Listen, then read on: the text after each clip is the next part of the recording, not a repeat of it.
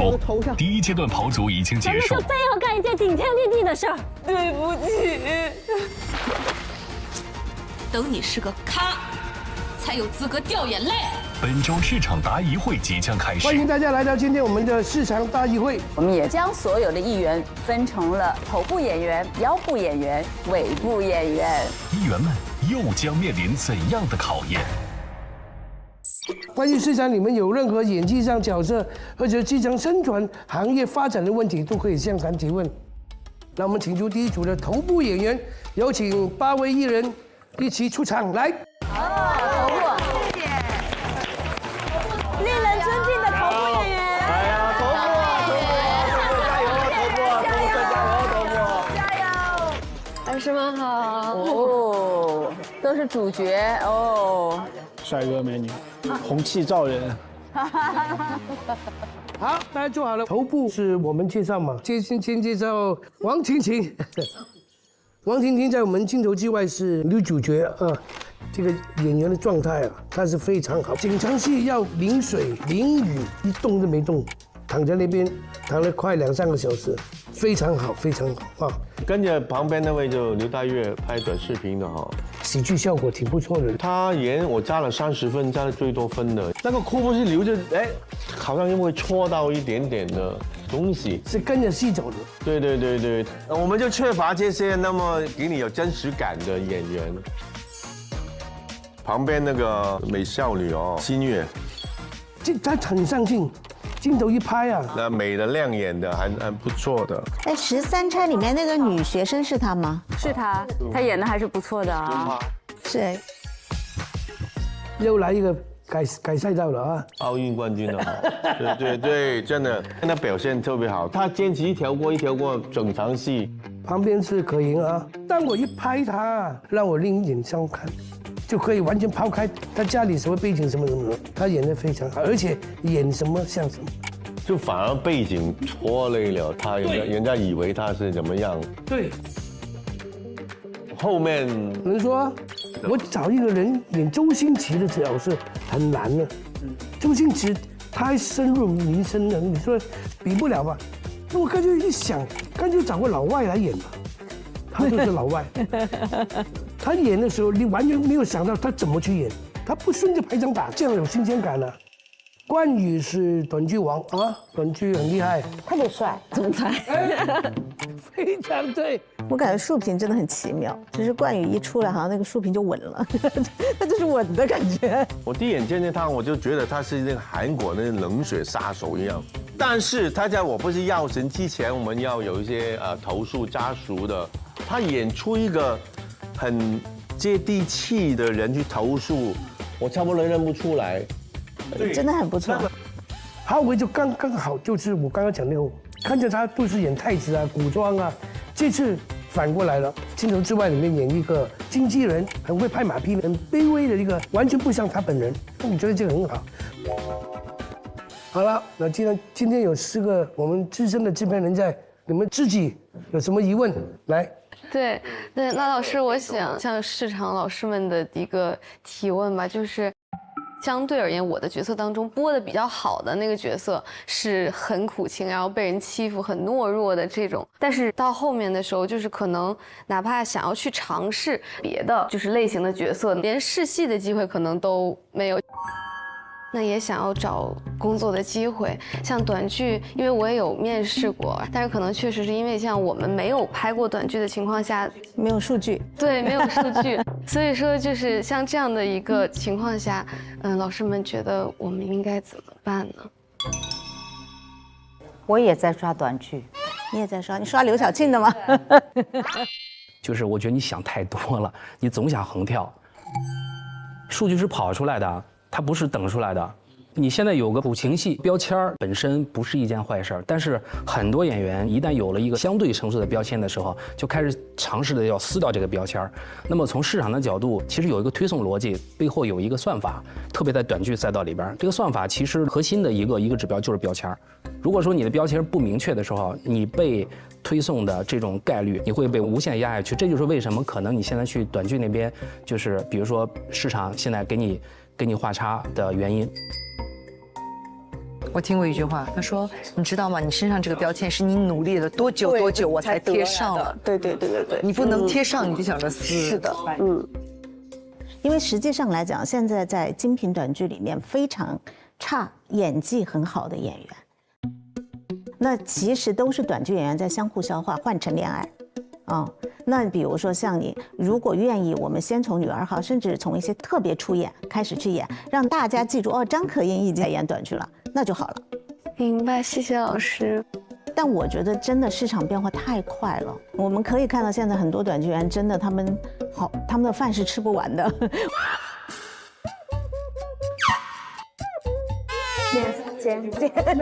姐马上姐，饭都吃不完了。我们想要去定冠宇他们的时间真的很难的，我可能提前3个月都定不到的。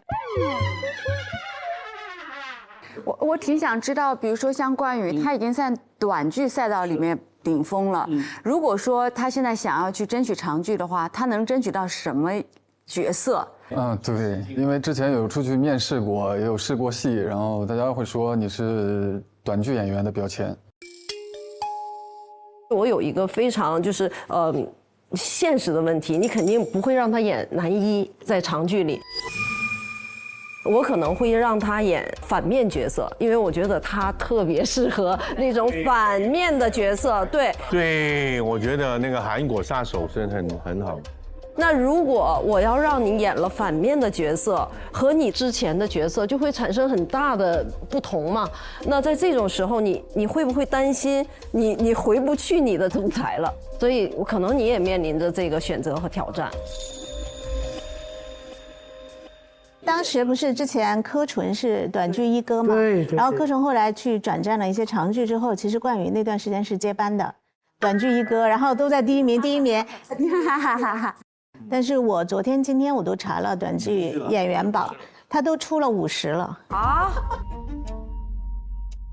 因为短剧是真的每天都在变，所以这是我对冠宇的建议啊。现阶段我认为你是需要去挑一个很好的剧本，要留下一个作品，要让大家对你有印象。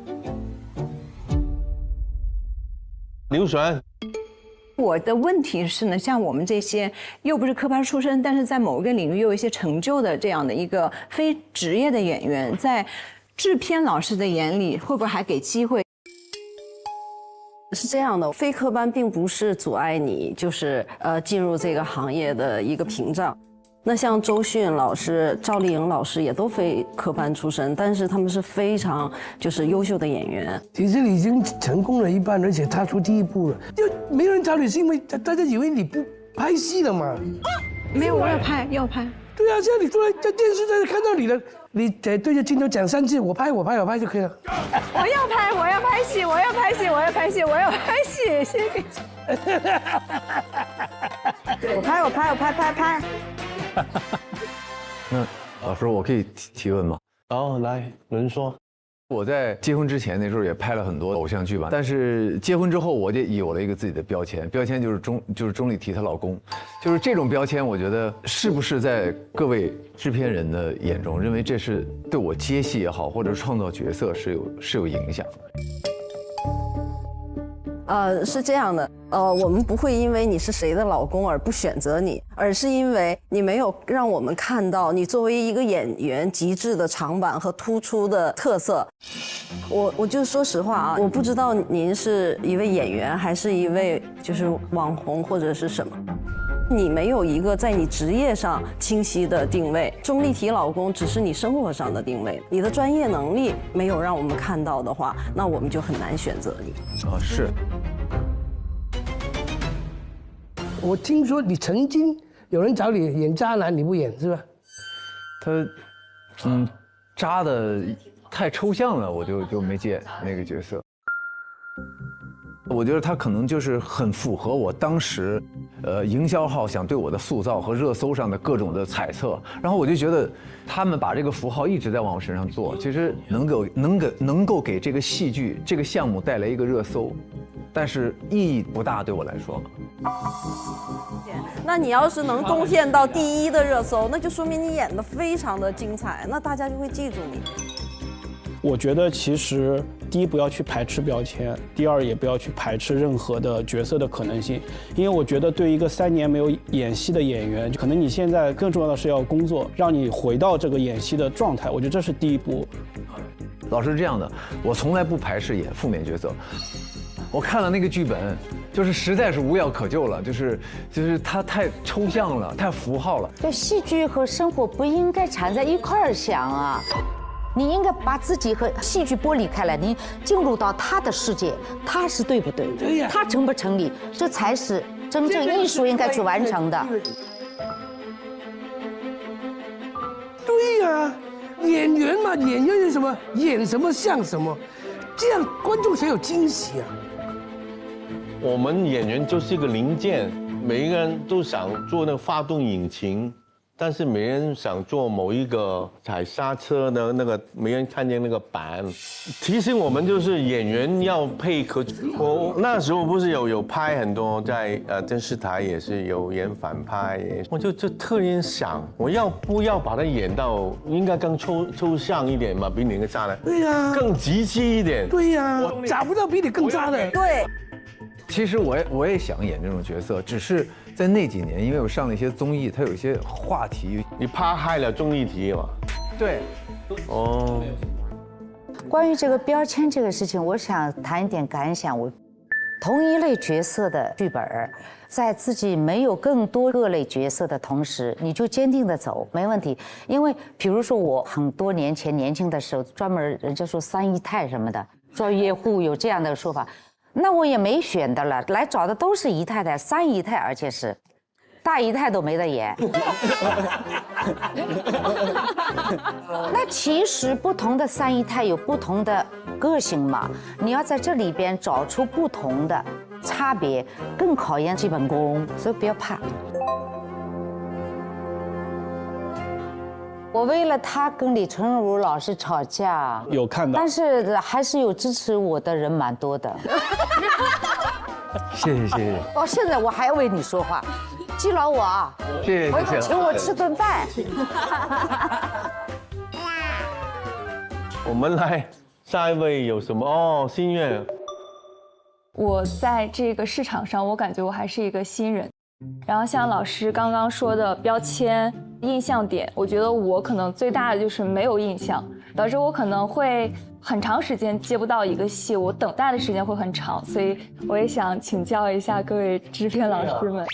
其实，在现在的市场上，00后的女演员就能扛打的是很断档的，但是呢，也有一些啊，像赵今麦，那还有像那个刘浩存什么，对。你可能市场没有对你有那么大的认知，但你要知道你的长处在哪里，然后你应该集中发力在哪里，让大家看到你。然后我也想问你，你觉得自己和这些00后的女演员，就主力军相比，你的特色在哪里？你有想过吗？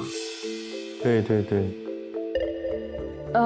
那我觉得我最大的优势就是可能我会笑起来比较甜，然后我有2个酒窝，然后会让人觉得比较亲切。我觉得这个是我最大的优势。因为其实长得好看的女演员多，但是长得像你这么好看的还是不多的。真的好漂亮，曼姐这样讲，是好看，很亮眼在人群中。对，一眼就会被他吸引。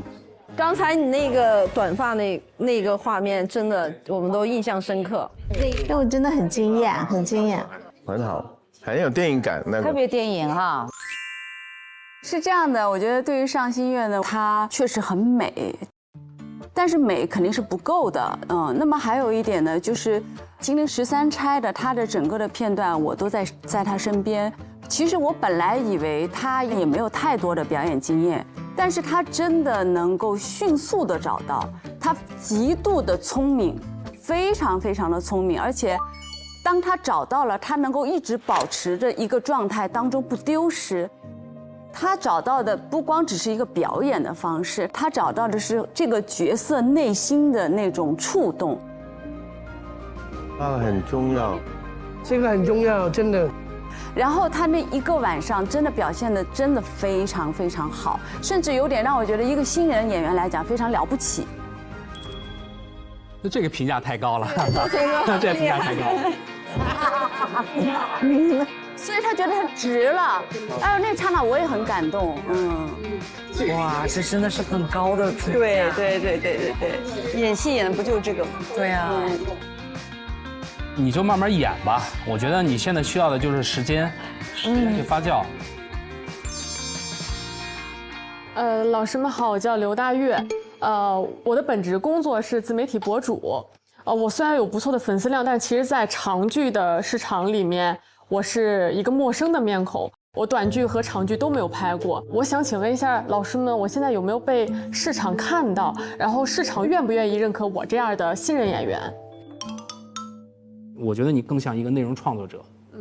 而且呢，你拍出所有东西呢是那么的接着地气，几乎都是当下的社会痛点。我都觉得那都不叫表演，那就是生活中的就是叫自嘲吧。我觉得是可以的，因为你的粉丝量在哪儿，我都刷到过你很多次。那你为什么不找他？因为你看到，好犀利这个问题问的。不，之前是不认识他，也不知道他要演戏。对。但是你的表演确实也是给了我惊喜的。谢谢老师。他确实是在这次很松弛。我觉得这可能就是一些拍短视频的博主啊，他们的一个自带的一个优点。短视频博主他有一种野生感，我觉得非常符合那个短剧的所有的要求。对啊，就很适合你的赛道。但是你如果到短剧赛道，你要做好也是一样从零开始的准备。对，因为其实你的粉丝他不会成为你的剧粉，你的粉丝他爱看的就还是你平时拍的那些，他比较垂直啊。我可以给你一个意见的吗？你已经有一个观众喜欢你的这个角度了。你是一个创作类型的演员了。其实你可以参与创作。所以你是主动的。大鹏是你的好好的镜子。大鹏是吊石先生，他变为演员，变为导演，现在很好啊。是的。大鹏啊，这个往这个路子。没准都能往导演方向去走一走。那好。大月导演，看看我，大月导演，抱大腿啊！又超越班。这绝对不是开玩笑的。现在你有这么多的好朋友，这么多的同学，是写个短剧以后稿。你试试看，在你自己的所有的短片里面找他们来玩。对不对？我觉得今天给他们定位，在专家面前特别合适。就是我经历了那个事儿之后呢，我虽然拍了很多戏之前，但是我大部分都是合作了2、3次的团伙，不是团队。团伙好。对，但是我再去找他们，想要争取一下机会的时候，我还是会有点不好意思。你这样就把它寄养在个金鱼缸里面。因为等于就是来节目之前刚刚澄清完嘛，而且就是这个事儿发生之后，我也觉得如果我再不主动自己争取一把，我可能就没了。这个东西很尴尬的，它是得多方认可，对吧？不光是制片人啊、导演啊、什么编剧，还有平台啊。对。有一方觉得说不愿意承担风险，其他人都不知道还怎么去争取。对。现在这个风波，我觉得已经平息了，所以我可能更关心的是你的状态。就实话说，因为我也看了那个第1期就已经播的，如果是那个状态，抱歉啊，可能是搁置太久了。和我原来我理解的，就是我们看到你《庆余年》里的，至少你要接近那个状态的时候，我才觉得我可能会使用你。是。我不知道浩伟，你平时气质是怎么样的？我在这个节目里面，我看到你永远是谦卑的、小心的，甚至有点唯唯诺诺的。我平常生活中就是很自信。一点都没看出来，看不见的自信。浩维现在是这样的，就是我个人觉得啊，就是，现在你的状态呢，有个比喻啊，叫病来如山倒，病去如抽丝。你现在难的不是澄清，难是难在就是这整个行业对你的信心重建是，对于演员来说，因为你承担的你不是你自己，是承担了一个项目的安全属性。这个真的只能需要你自己一点一点的去恢复啊，去修复。明白。然后呢，用你的专业能力和你的赤诚，慢慢的去重建行业对你的信心。我觉得这个比较实在了。明白。来，经理。就我经常在试戏的时候，我不是那个最优选，我可能是各方面都60、70分，可能外形尚可，才艺尚可，演技也尚可，技能点的都很平均，剧本他不会第一时间想到我只会是那个备选。我是觉得你需要更自信。婷婷是第一个长剧《沙尘暴》，对，当时其实那个角色就是年轻的妈妈，又是个悲剧角色。看看，多像。而且他戏份特别少，但从最后成片的结果啊，包括那个播出的时候，观众的这个认知而言，这个角色还是诠释的非常成功的。所以我觉得你要越来越自信，然后越来越自信呢，各个层面的60、70分，它就不是你的弊端了，而是你可能代表了你是一个可能全方位的一个艺人。好，谢谢。这金子总会发光的。当时其实，沙尘暴选他的时候，他的那个诉讼已经结束了，都已经尘埃落定，他也赔钱了，对。但是我们的确是在那个开机前公司还是给我们发了警告函。当然，我们找了专业的律师团队做了评估，然后大家评估下来觉得这个是没有法律风险的。虽然他发了警告函，但是我们还是依然使用了那个婷婷。谢谢。那你们很了不起哎。因为他本来他这个角色其实戏量也没有那么大，但是你都愿意去给这个机会，然后还保住了，那你很了不起哎。因为我觉得就是不管对婷婷啊，对浩伟啊，我觉得因为我们今天身处的这个媒体时代，一定是有很多的流言蜚语，它已经是在一个最客观的层面上已经确认了这些东西是子虚乌有的。作为我们片方，其实是应该去保护他们，不然的话，我觉得这个。法理何在？真理何在？公理何在？太好了！对，感谢各位。我觉得他是一个正义感很强的老师，他传递的整个价值观也是很正的。他说，法院的判决都已经出来了，那我们还有作为制片人而言，还有什么可担心的呢？啊，我真的挺感动的。我很开心，之前制片人选择了我，也验证了自己的想法是对的，我应该。朝这个方向去努力。好，非常感谢我们这次4位制片人，因为真的谢谢，很负责任的，谢谢。我们先休息一下，后面有腰部跟尾部的啊。OK。亲爱的，刚才导师们讲的很多重点，我光顾着听都没记全，好像就记住了几个方向。我记了。刚才语速很快，一边听我就一边写下来了。你看。我把咱们之前的剧本和表演片段也调出来了，3屏对着看更清楚呢。哇，这也太方便了！那麻烦你等下把笔记也发我一份，咱们好好对着剧本琢磨一下怎么改。好，没问题。现在我请腰部演员来到我们现场，来，有请，加油！加油！腰部演员入场。本节目由保险优选平台蚂蚁保冠名播出，不怕比的好保险就在蚂蚁保，专业做扫描，扫得更专业。本节目由扫描全能王指定赞助播出。又渴又蒙圈，一口脉动，状态拉满。本节目由脉动赞助播出。本节目由长康100%纯粹长康100%对味的长康纯芝麻油赞助播出。40年世界杯都有百威，百威邀您观看无限超越班。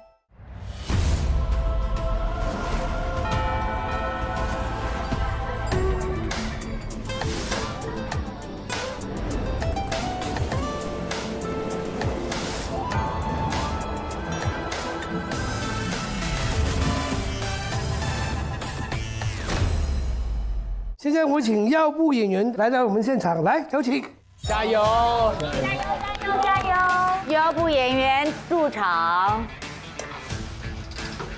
腰部演员是最多的了。老师们好。嘿，老师们好。腰部演员，腰杆子挺直了。那我想向谢依霖老师提个问题啊。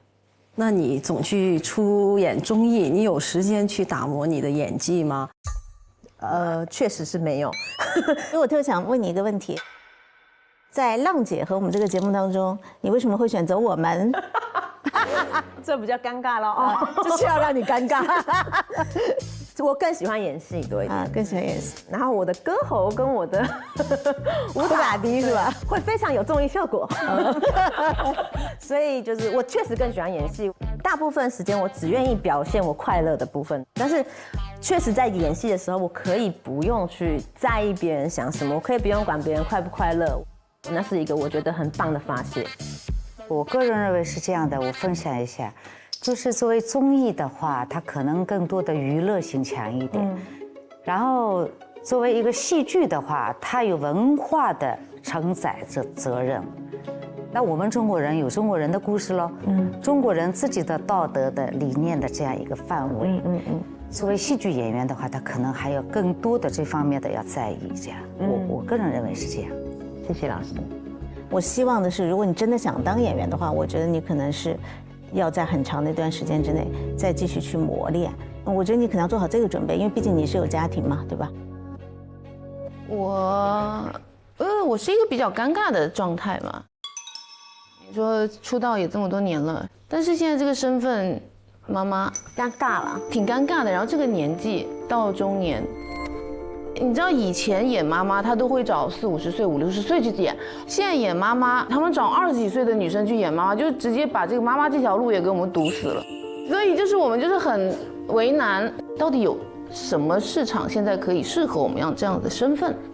现在其实也是个中女的时代，对，不只是妈妈嘛，那种独立的女性，职场的，我觉得是有很多很适合你的。如果未来我有一个合适的角色，我肯定会去想到你的。对，谢谢。如果说真的有一个角色你很喜欢，但是我们只能够给到你一个新人的报酬，你会愿意吗？我非常想演戏，任何角色我都很想试。大家都会听见的，应该会有很多片约找你。那我愿意的，我真的愿意的。云英我是比较了解，因为刚拍完我的戏，跟柯纯一起。他在里面有一场戏爆发力非常强，他说什么？如果过去的一切都是假的，那你就杀了我；如果过去的一切都是谎言的话，那就杀了我。那刻你知道我看样片的时候，眼泪是飙出来的。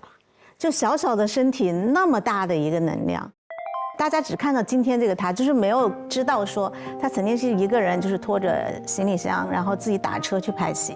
也没有化妆师，什么也没有，基本上就是我去片场看他的时候，都是要么就发着高烧，就不能停，还得一直拍。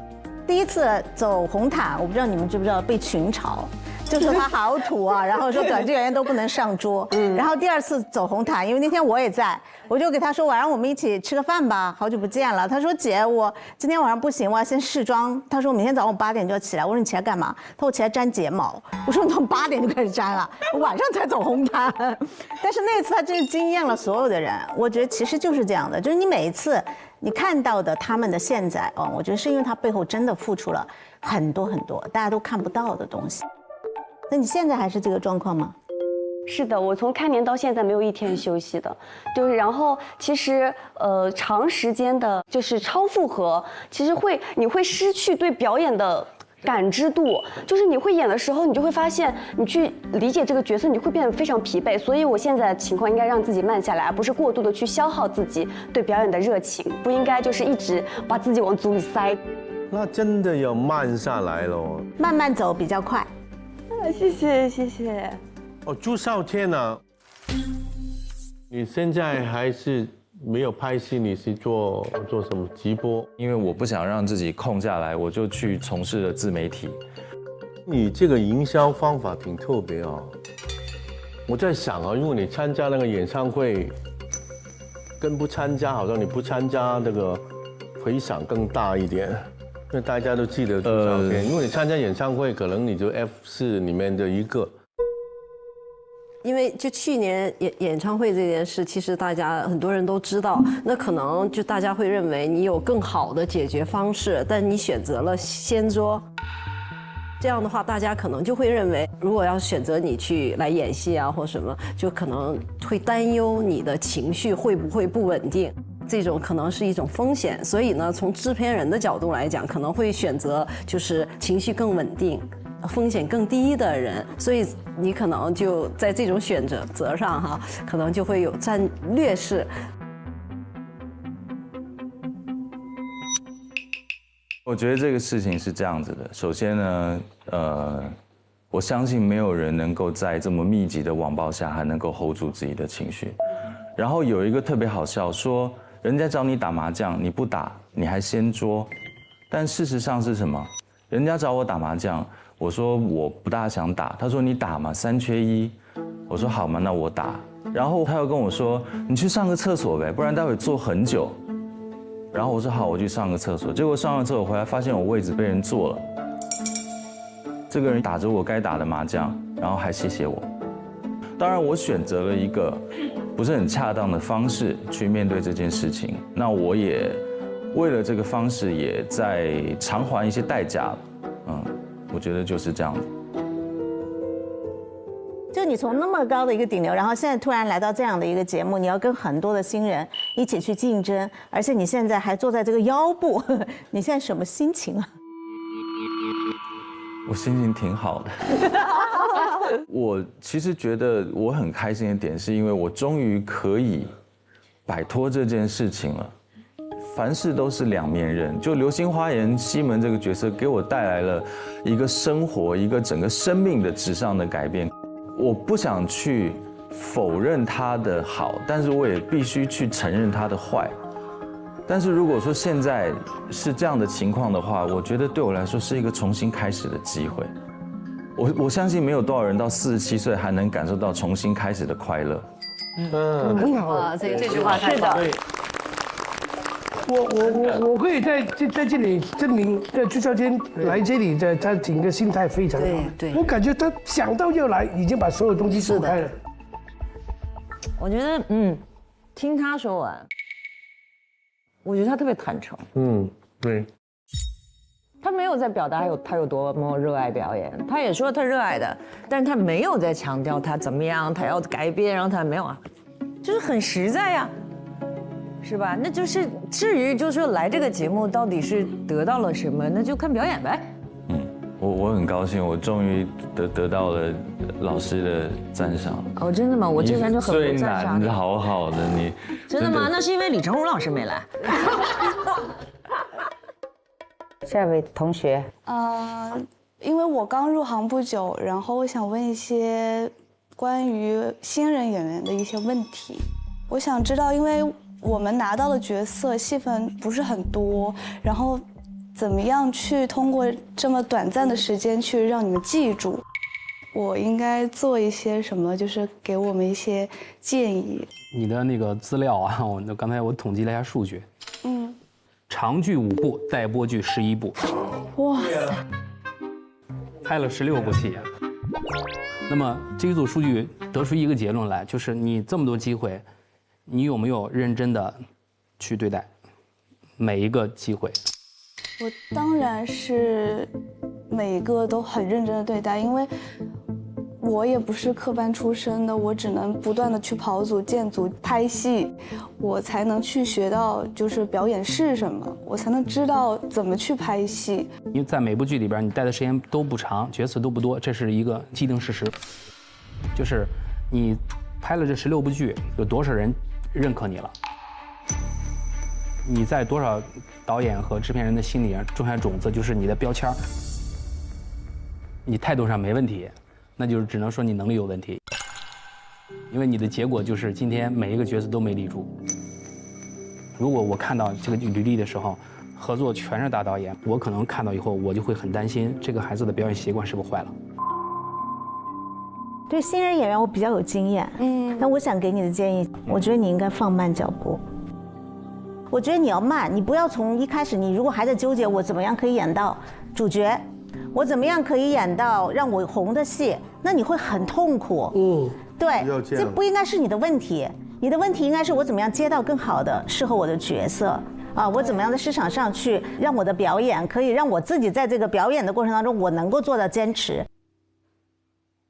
我觉得舒淇，你不要焦虑，你千万不能焦虑啊！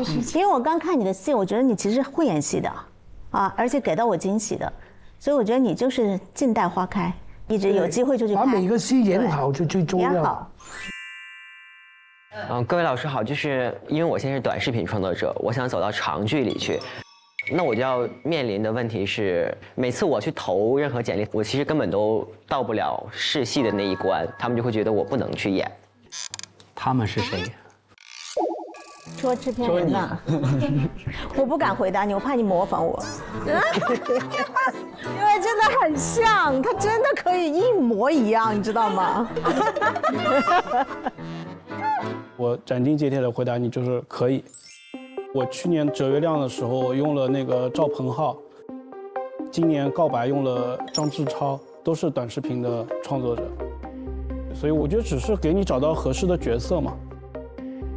美美多读书，你来得及，你才19岁。那我肯定要工作赚学费呀。我觉得当下你要靠演戏赚学费不太可能。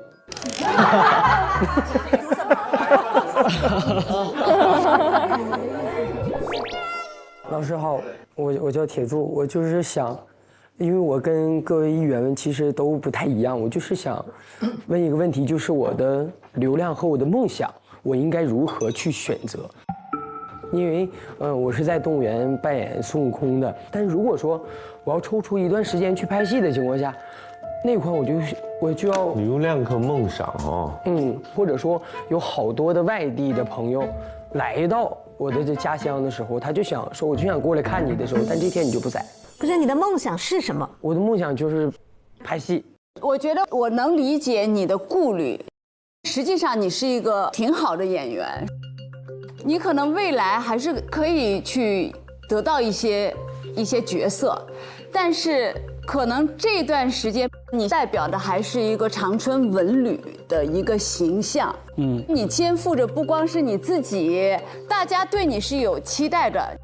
那你怎么选择？是继续做一个有责任心的我们的文旅的一个代表，继续帮助我们旅游事业的发展，还是去追逐你自己的梦想？我觉得你的两难应该就两难在这儿。对，谢谢李老师。我觉得他身上接触了很多东西。就是你红了，跟梁朝伟那么红了，你还是长春出来的。这是长春的光荣啊！你没忘本就可以了嘛。你不能做一个永远趴在那边的那个人啊。现在你是这么年轻，你能趴几年？但是也有一个风险，他现在趴着还挺好。如果不趴了，出来了，他的梦想没实现，那怎么办？他趴出去不红，回去趴都没得趴了。对呀。我觉得只要你有这个冲动，就别回头。我们离开 TVB， 我们根本没得吃的，但我们的梦就要去拍电影，义无反顾就出去，因为在那里我都趴了10年了，在 TVB 虽然趴得挺好。其实我心里面一直想的就是，不管说是文旅也好，或者说当下现在这个流量也好，能够权衡的情况下，我尽量去权衡。如果说权衡不了的情况下，我也能放弃我的梦想。你要放弃你的梦想，对吗？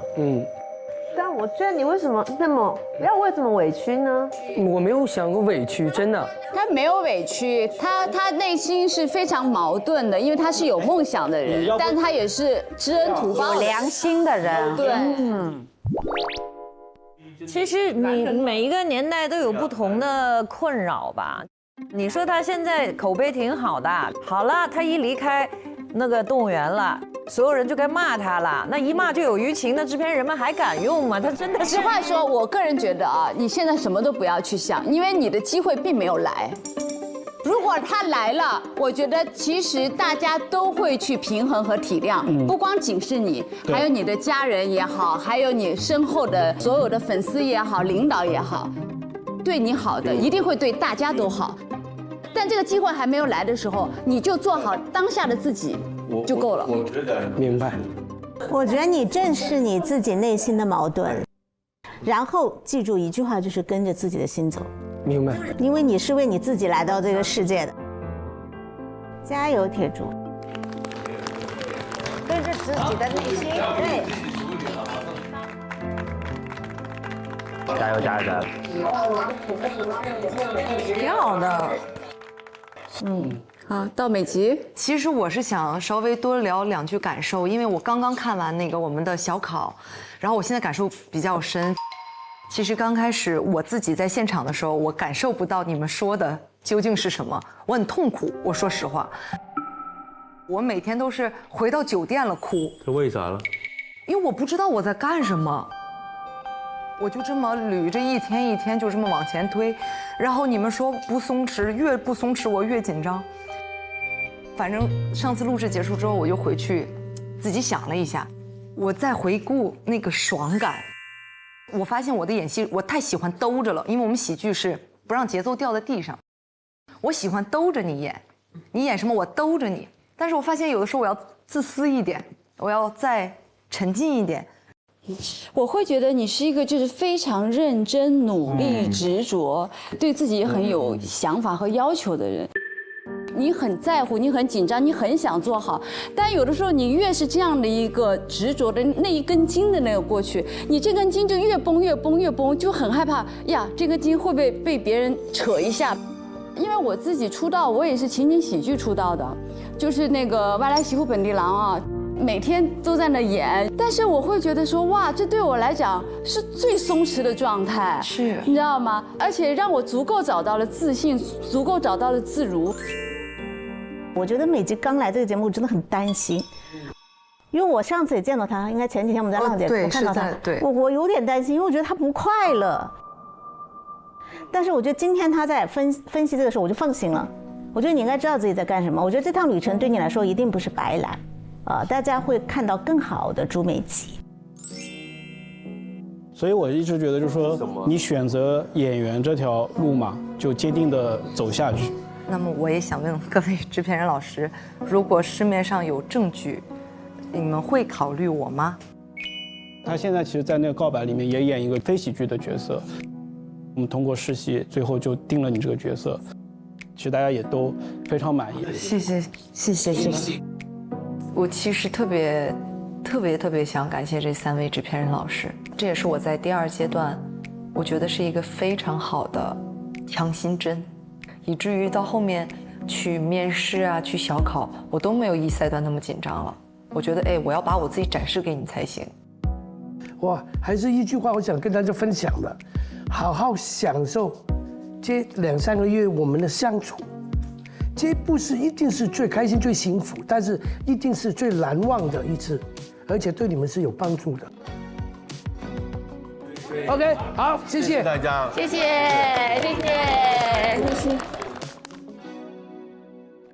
哎，每次这个导师说话都戳到我的内心。对姐，你看，好记性就不如烂笔头。我在这个表演作业里边，全都标好了。我也记了，但是就记得比较乱，我就习惯呢，到提前交的时候再整理。哎呀姐，这也太惊险了！你看我这个，我交表演作业角色阐述的时候，我都会用这个扫描全能王，把纸质资料上的信息整理好，再扫描成 PDF， 直接编辑，字体格式不会乱，提交资料超好用，特别的丝滑。这么好用啊！哎呀姐，你看我能骗你吗？咱身边朋友现在都在用，把细节做好，才能更有底气。整起来，来。下载。好，那现在我们轮到尾部演员了，有请他们到现场，有请。哇！加油！龙套组，龙套组，我们是。加油！来，给尾部演员鼓个掌吧。尾部演员。好，尾部了。太伤人了，这个标题。哇，全部都是男生啊，尾部的。对，全部男生。对的，汉子组。来，请坐。龙套演员只是各位暂时的分组啊。如果人生是这样就麻烦了，就永远选不上。天豪，你是我2个剧的男主哎。啊？对呀，你居然到这儿来跑龙套。为什么没有选上这些主角的角色？可能我在现场小考的时候，可能随机应变的这个能力，可能就我发现有一个事情，就是也不怪他们完全生活中没有机会给他们演别的，其实还行啊，都还行啊，一引导他做得到。但你说让他自己去创造，他总得有那个机会吧？他没有那个时间和空间，就是只能演他自己说的什么弟弟啊，什么姐弟恋呐，就非常单一。他有在我那儿演个喜剧，对，我在雪曼姐那儿2部戏都挑战了一个不太一样的角色。那你也感谢雪曼姐呀，就是因为其实大家就为了安全嘛，肯定都是用方便的，能给机会去演个别的挺难的。其实现在，对，其实我在拍短剧，在挑选剧本当中也是一直想要多尝试不一样的角色，所以来了无限超越班也是想要多体验一些不一样的。对，在这儿是有这个好处。对。给你演那个片头那个药神的那个片头那个就挺好的，不错呀。为什么就让他得了这个病？可你为什么要卖假药给我？哇，挺好的呀。对呀。然后我也特别想问一下各位，我们要怎么样的一个特质会更容易让你们接受短剧演员来演长剧？我们的有一个特点啊，就比较能熬。比较能快速记词，就你刚刚说的那个熬啊、记词啊，我觉得那个可能都是演员的基本素质。我觉得他也不是说短剧演员的特点，我觉得长剧演员也要具备这样的素质。我觉得他的外在形象很好，然后谢谢。我要是选择一些就是青春爱情的这类剧，可能会想到你。对。你演短剧也是妆容跟现在差不多吗？应该是吧？对，差不多。因为我觉得包括王朔啊，化一个妆啊，会影响你整个人的感觉。我就觉得你的妆会，王朔也一样，害了你，就永远。郑宇老师眼神很毒，我觉得确实是要放下偶像包袱，因为你是要当演员，你不是要当 idol。你们的刘海是统一的，年轻男孩统一刘海是这样吗？我们第2期的时候，同样一模一样的话，我们说是一个造型师，这么所有男孩都是同样的头发，都是刘海那么厚，而且现在的审美嘛，帅哥审美就这样。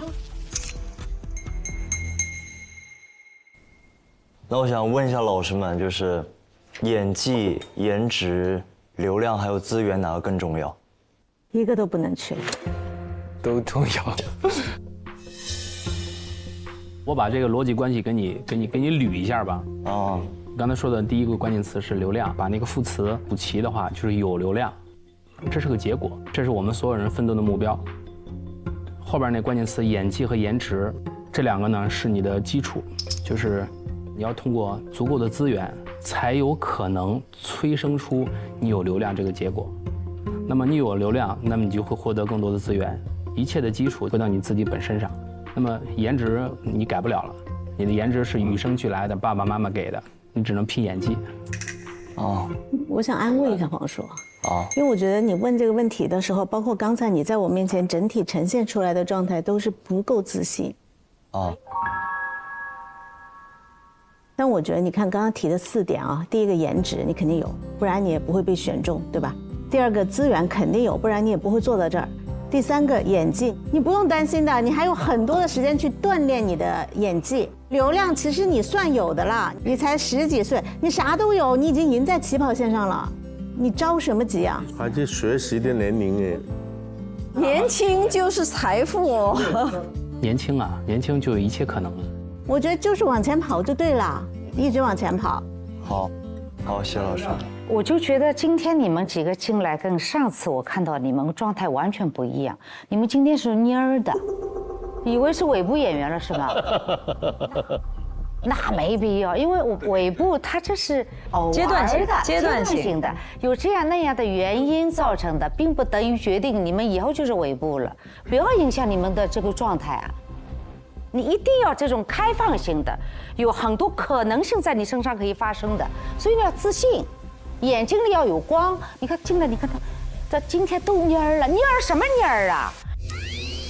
其实我也知道，就是他们的不容易吧，因为他们这个偶像的这个模式，我可能给你点中肯的建议吧。因为其实我跟你们公司的艺人合作过，《少年的你》是易烊千玺的第一个电影，然后我们去年投资拍摄的电影用了那个宋亚轩。我觉得你在选角的上面，就是尽量去选一些和自己性格可能比较像的。其实你有优势，你现在的商业的流量，包括你背后的公司的资源，一定会有一个更好的切入这个行业的一个生态位和一个机会。这个机会怎么能抓住？我觉得你要选本子、选角色、选团队。好，谢老师。他的师兄弟啊，刘耀文啊、玉涵，就慢慢学习成为一个男人，在这个行头你要快一点变成一个男人，男子气概出来的时候 man 一点。好，虽然说我现在的演技就是还是不够足吧，但是我会一点一点往上爬的。我希望我也能成为一个好的演员。我就确实有点不太适应，因为这次是我第一次用普通话去演戏。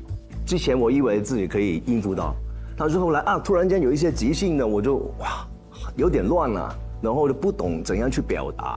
语言问题。在我年轻的时候听过他的一首歌叫《蝴蝶来过这世界》。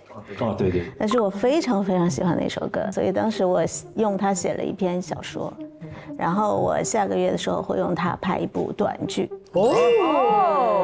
希望有机会吧，我觉得以一种特别的方式，我们来让很多的故事继续去延续。哇，蝴蝶。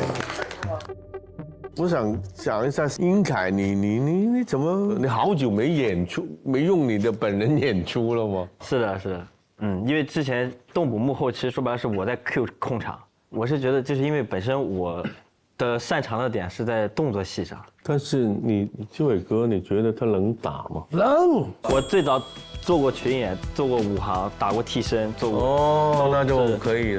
会打，上过擂台，打过散打比赛。哦，打过。是吗？哇！也想问一下各位老师们，就是像我们这样的类型的演员，在长剧或短剧，或者是在你们的眼中，他还有没有市场？反正在我这儿是有的，因为我们经常都请不起武打演员。其实如果真的是认识你们，或者说那个，我觉得其实是还蛮多机会的，就是可能你不能那么的挑，我要当主角啊，或者这个戏我一定要怎么样。我是觉得机会非常多，你要是住到很内去，那你肯定是接不完的戏。你们三个演那个上士，很出色。对，上士很好。哇，太厉害了！其他人还有想表达的吗？我说一下吧。来，一心。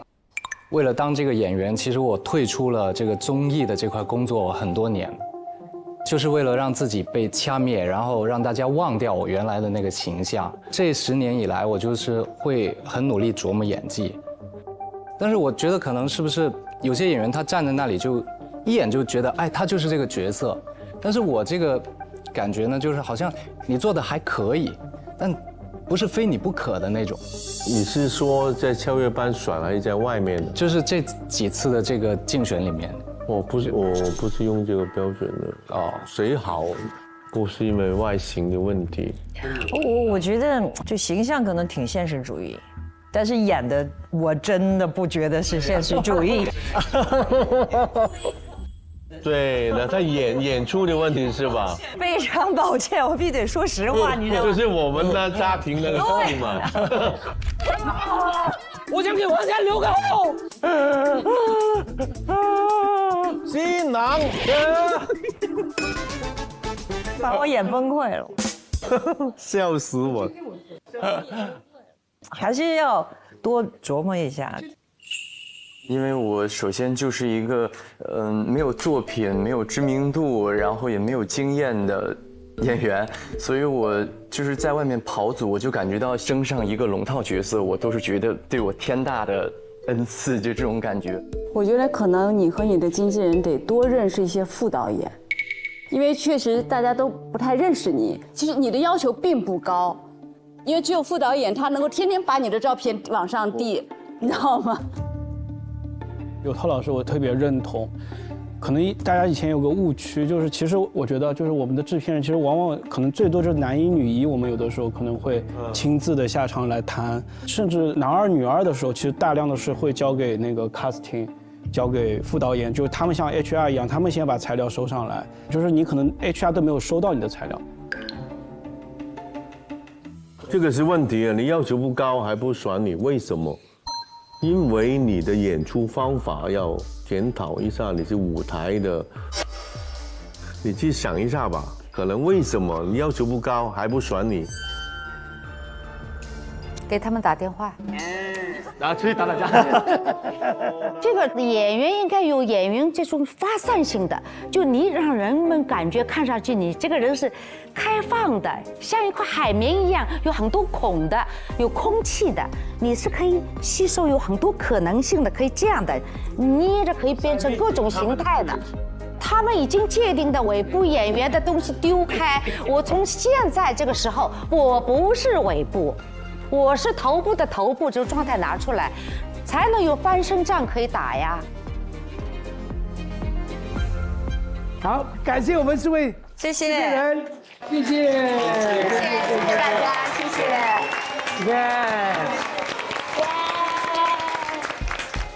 为我们带来那么多的真实的行业反馈啊，相信各位艺人也真的得到新的启发和思考了，在未来的市场竞争中，能够更清晰的。进行我们自我的定位，更有效的提升我们自己在市场的竞争力。今天这个市场的大议会呢，到了这里就结束了，感谢大家，谢谢，谢谢，谢谢。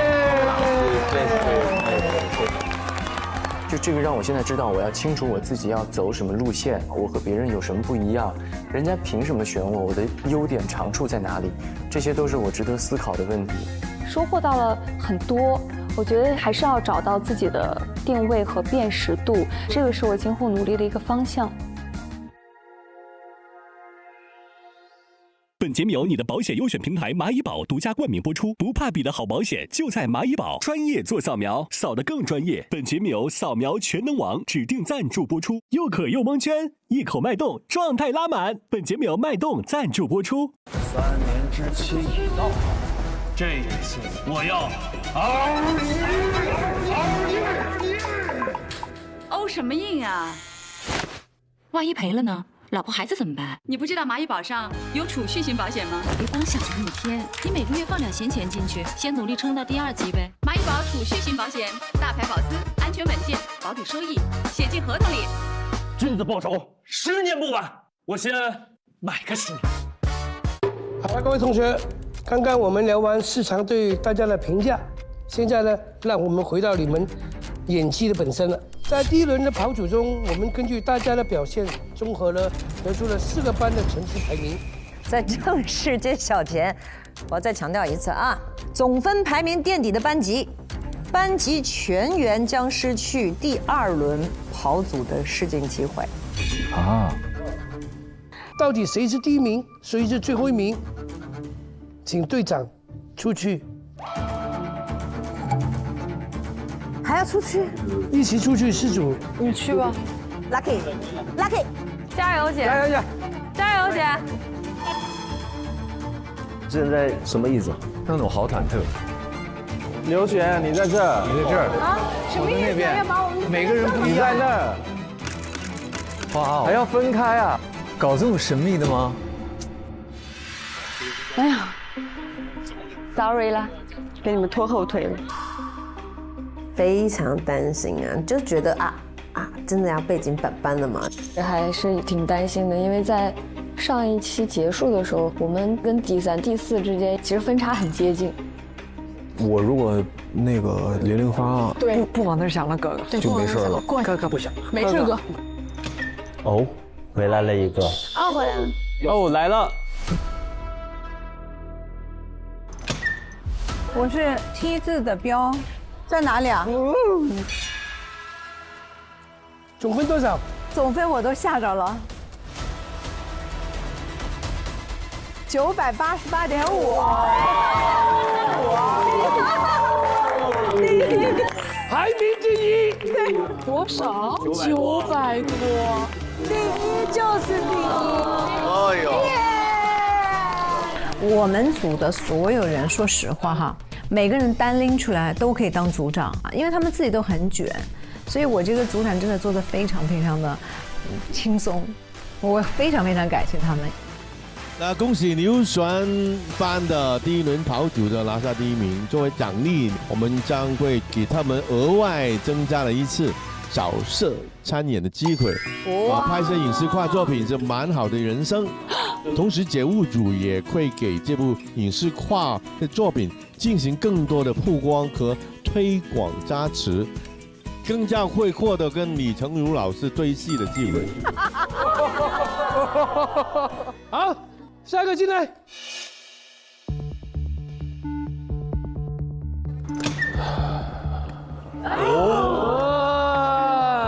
第几了？那是第2。哎，啊！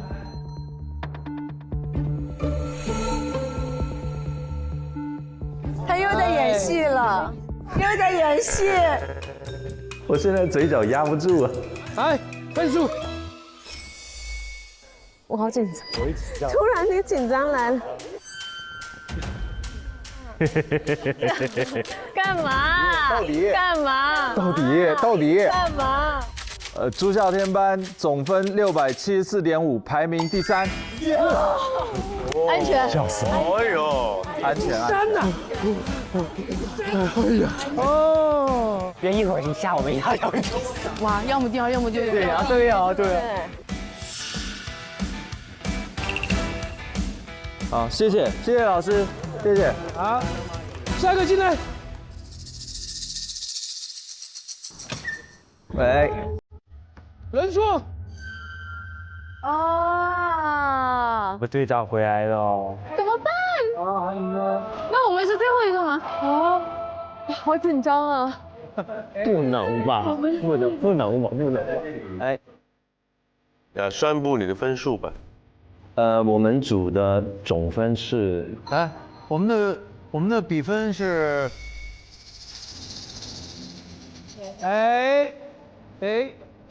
悬念。我们组的总分是634分，我们排名第4位。没关系，没关系。我们的特别吉利啊，828，828。我们是第2名。哎，怎么开心的比第1名还开心？开心。我们828，我们本来最后1名。对啊，逆风翻盘哦，厉害。很开心，有点逆袭成功的感觉。比我预想的好太多了。毕竟我分是我们组里面最低的吧，然后我们还能得第2，我觉得很开心。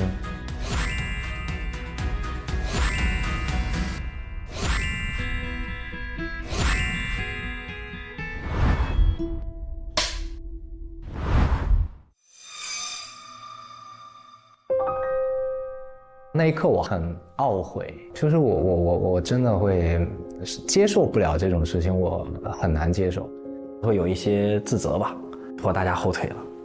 没关系，没关系了，已经很好了。当然有点可惜啊，就是我们的队员都非常的投入，非常的努力，就是确实自己掌握的不好。没关系，哥。赖我。那好了，我要宣布比较残酷的一个消息，就是，在我们刚刚第1轮的比赛里面呢，最后一组是不能参与第2轮的试镜，所以人和文杰组，请大家把名牌撕下来。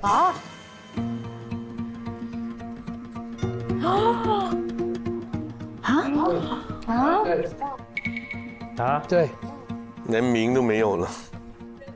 然后外面车子就在等你们了，你们可以坐车回去先休息。什么？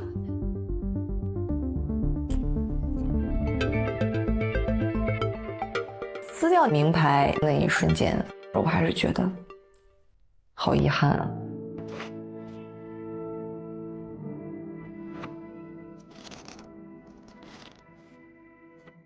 就好遗憾，这个团队就走到这儿了，甚至失去了跟别人竞争的资格。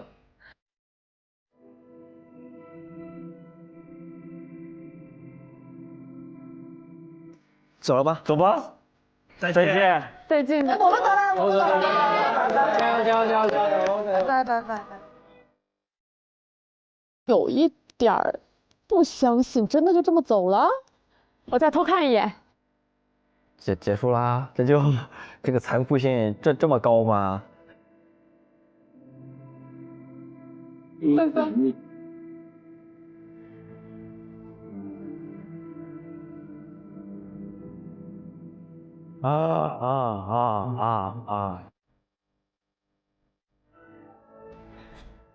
有点下雨哦。有点冷啊，你们女生快上。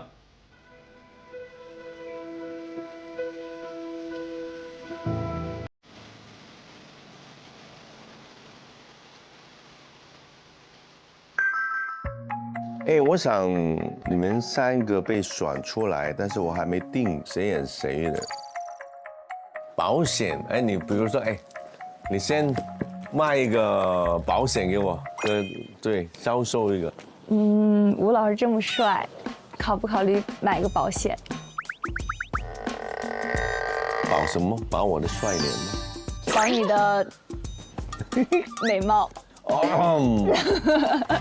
那你呢？你我给你推销就是那个人身安全险、大病险啊这些，或者是车险也可以。就会开车嘛，对，车险也可以。就是大哥，那个我们这个保险呢，您这个一家不管几口人，肯定都能够就是有这个额外的优惠，一定是比之前的任何一年优惠都要就是力度要大。所以说今年不买的话，将会错过。哦，今年打折啊！您跟姐就是这个保险就咱都包了。哎呦，我们包吗？哎，我我想买了。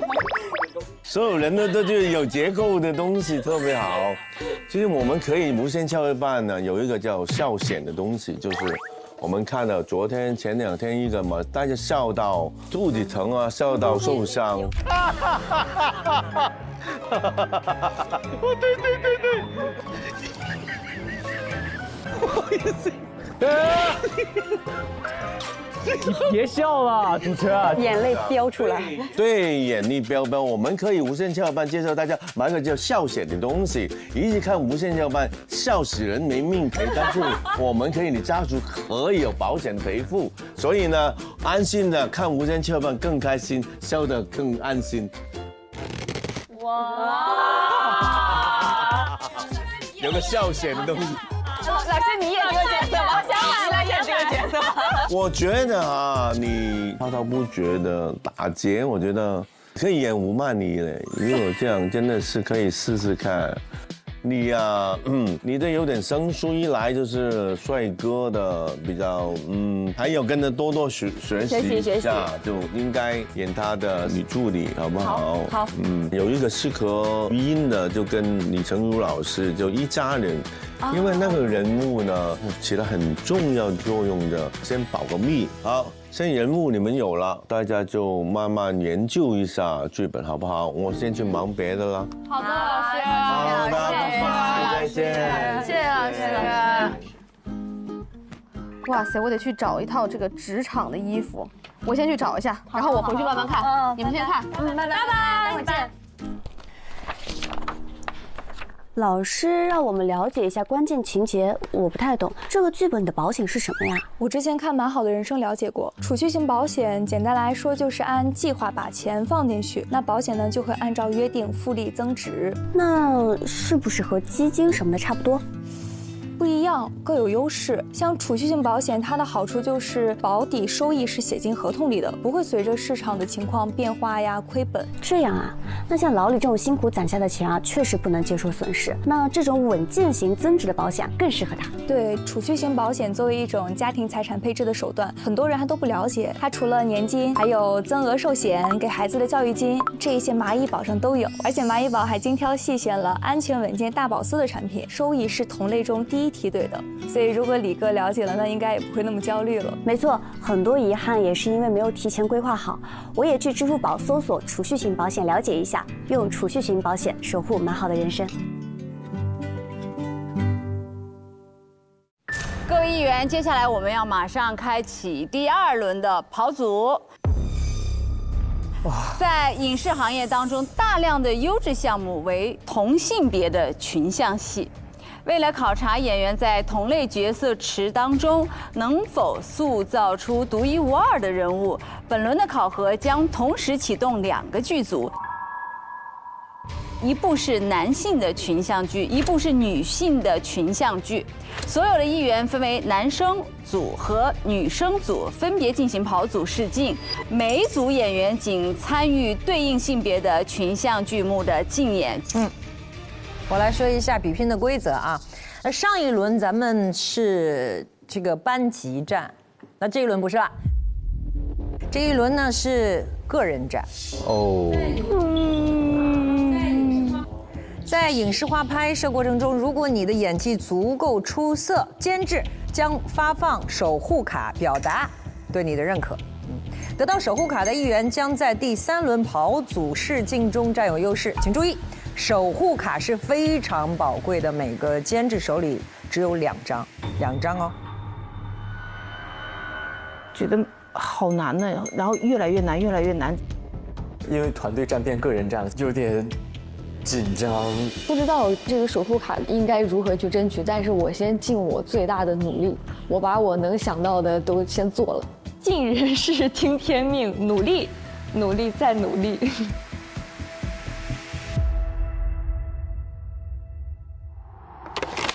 OK， 好，这明天开始我们分成2组，男子组与女子组啊。明天开始呢，我们就开始第2轮的跑组。每一次我们都会遇到新的故事、新的玩法，当然还有新的伙伴。大家有没有发现，男生这边空了2个椅子？对，是。让我们一起来欢迎无限超班3届的学长，越演越好，每年必须跟大家见面的纪凌尘。